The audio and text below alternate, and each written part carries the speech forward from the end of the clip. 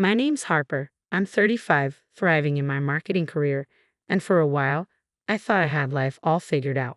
Then James came along, sweeping me off my feet. Before I knew it, we were walking down the aisle, saying, I do. Crazy, right? But here's the twist. James came with a 12-year-old son, Tyler. Moving in with them felt like stepping into a minefield. I tried everything to win Tyler over. Hey buddy, I made your favorite lasagna, I'd say, hoping for a smile. Instead, I'd get an eye roll and a mumbled, whatever. It was like talking to a brick wall.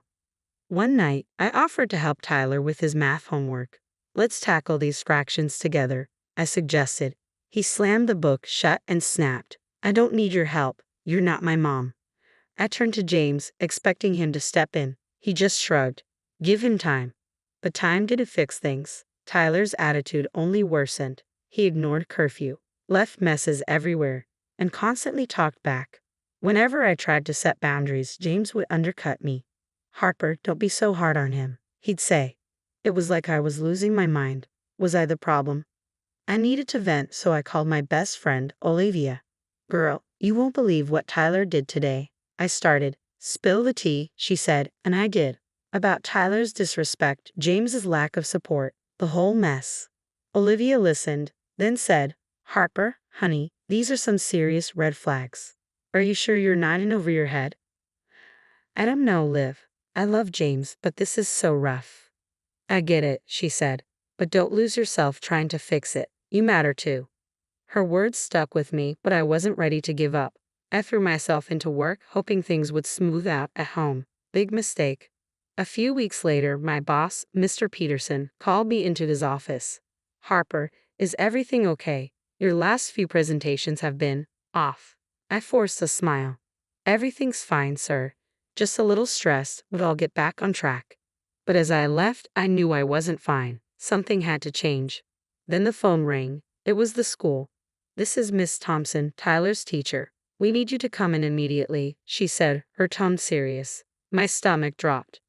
I rushed to the school, my mind racing. Had Tyler gotten into trouble? Was he hurt?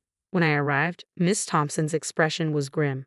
Mrs. Walker, Tyler has made a serious accusation against you. What?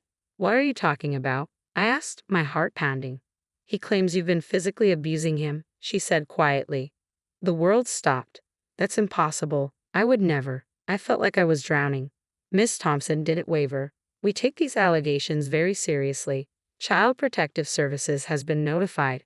Just then, James burst in. What's going on? Miss Thompson explained the situation. I turned to James, desperate for him to defend me. You know this isn't true, right?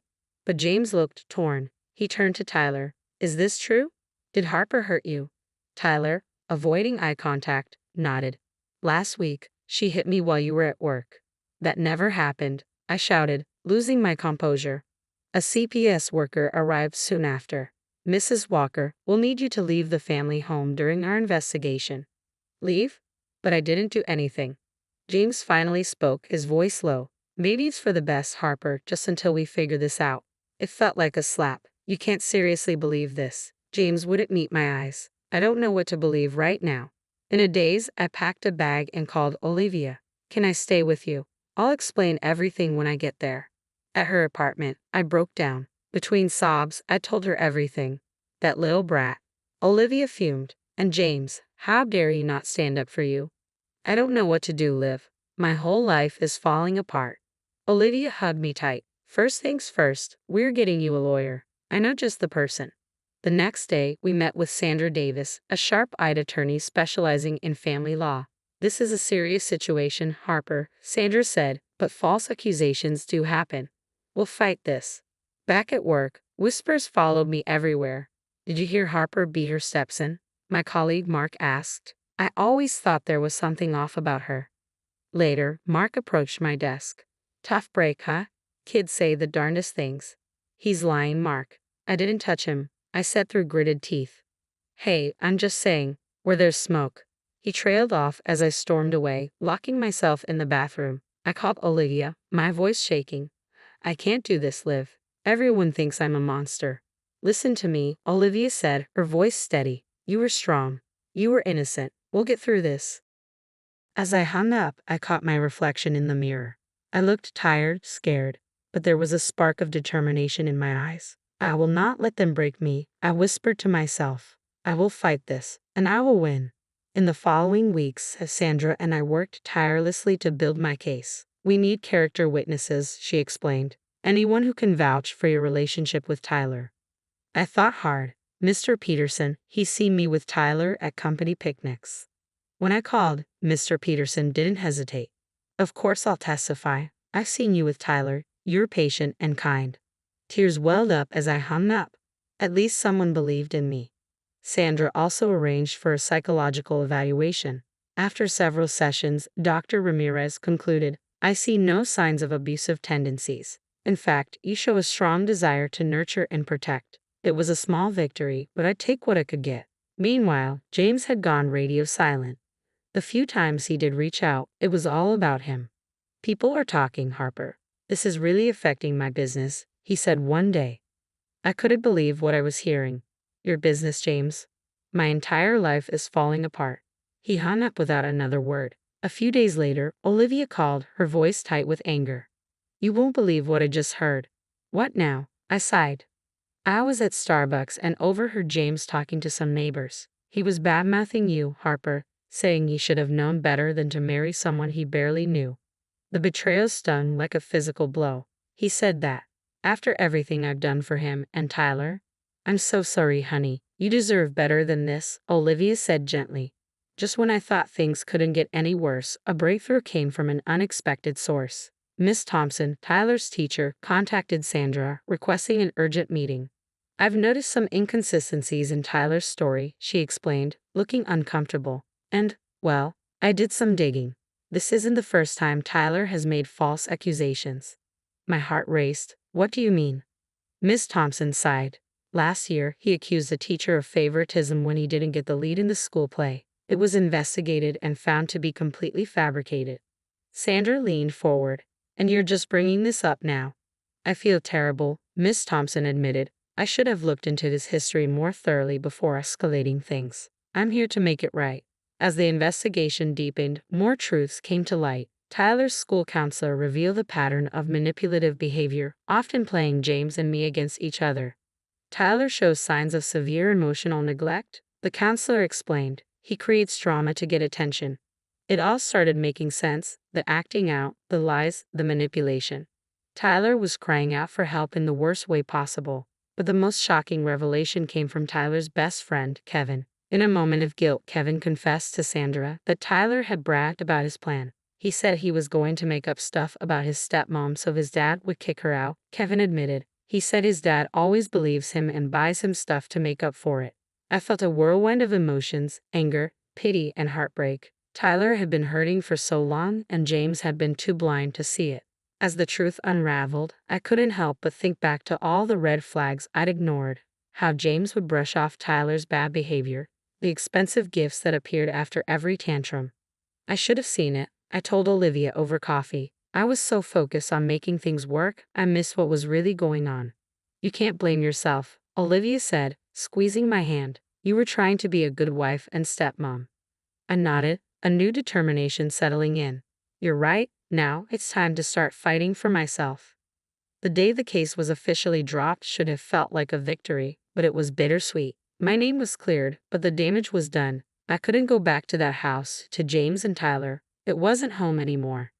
I met with Sandra to discuss the next steps. I want a divorce, I said, my voice steadier than I felt. Sandra nodded, unsurprised. We'll cite James's lack of support and Tyler's false accusations. It should be straightforward. Straightforward, maybe, but not easy.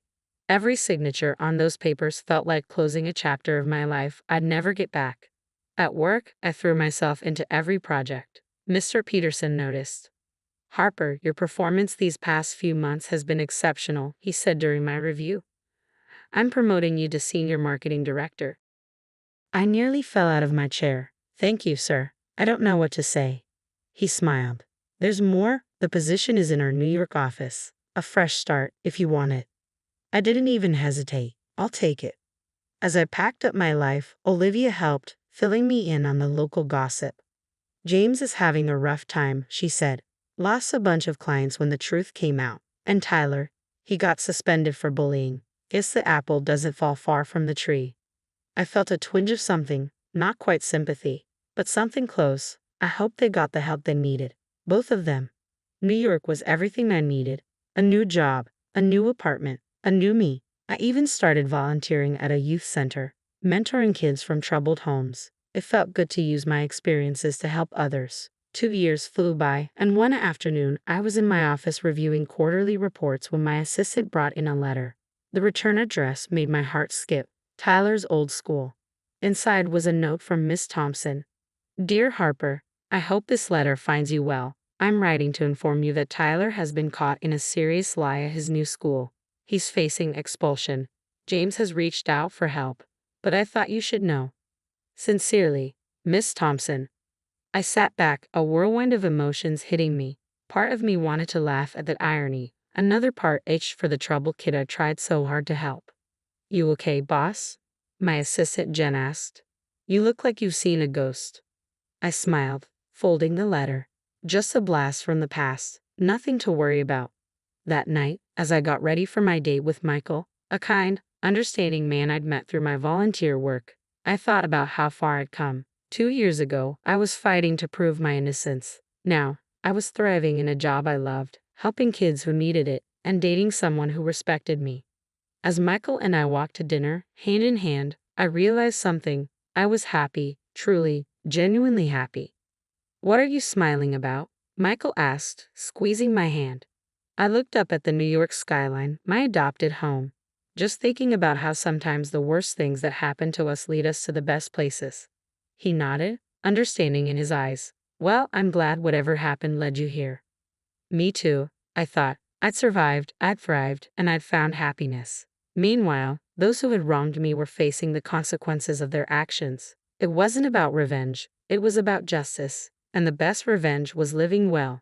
As we entered the restaurant, I made a decision. That letter, I wasn't going to respond. That chapter of my life was closed. I had a new story to write, and I couldn't wait to see how it unfolded. The story ends here, but the conversation is just beginning. What would you have done in Harper's shoes? If you received that letter about Tyler 2 years later, would you have responded, offering help despite the pain he caused? Or would you have kept that chapter firmly closed? Your experiences shape your perspective, and we'd love to hear your thoughts. Drop your answer in the comments below.